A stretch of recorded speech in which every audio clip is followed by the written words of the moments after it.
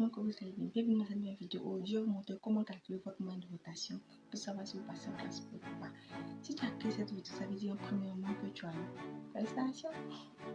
Deuxièmement, c'est que tu sais pas comment calculer ta moyenne de rotation. Alors, je te mets la bonne vidéo.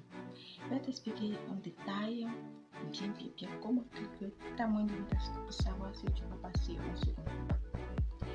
Il faut savoir qu'on calcule la moyenne de rotation avec les 4 matières spécifiques qui sont maths, physique, anglais et français. Aussi, on prend la ligne générale de ces 4 matières avec celui de BPC. C'est parti.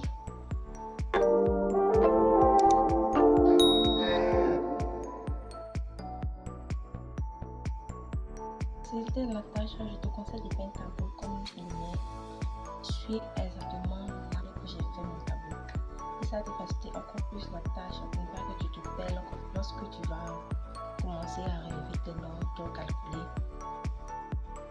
Dans la première colonne de ton tableau, tu vas mettre les matières.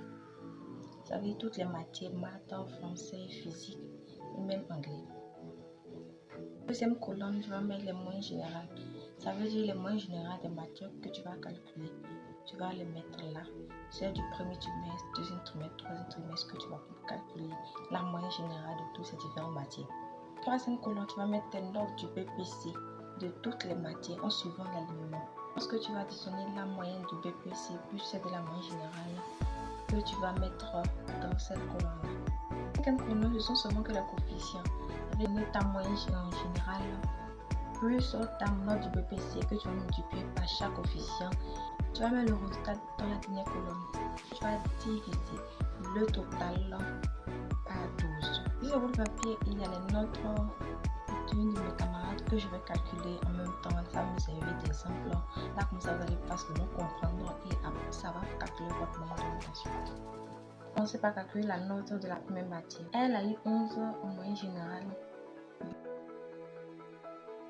12 en note du PPC.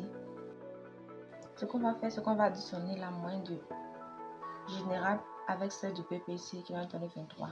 Ensuite, on va multiplier avec le coefficient, les deux, et on va mettre le résultat dans la sixième et dernière colonne. On va faire comme ça